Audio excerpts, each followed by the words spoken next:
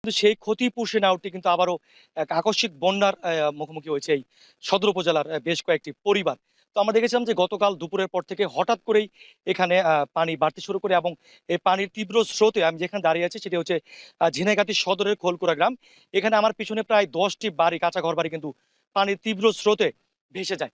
এখন পর্যন্ত পানি কমে যাওয়ায় পানি উন্নয়ন বোর্ড থেকে আমরা যে তথ্য পেয়েছি যে প্রতিটি নদ-নদীর পানি এখন পর্যন্ত বিপদসীমার নিচ দিয়ে প্রবাহিত হচ্ছে এবং বৃষ্টি না থাকার কারণে কিন্তু পানির অনেকটাই এই বন্যা পরিস্থিতির উন্নতি হয়েছে। তবে স্থানীয়দের সাথে আমরা কথা বলেছি। স্থানীয়রা আমাদেরকে জানিয়েছেন যে এই ঝিনাইগাতীর যে মহারশী নদী রয়েছে সেটি তাদের দুঃখ এবং দুর্দশার অন্যতম কারণ। তারা বলছেন যে দীর্ঘদিন থেকে তাদের দাবি ছিল যে এই মহারশী নদীতে একটা স্থায়ী বেড়িবাঁধ নির্মাণের।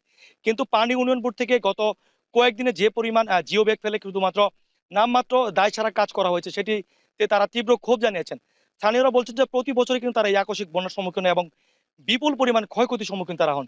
তারা বলছেন যে এখানে অস্থায়ীভাবে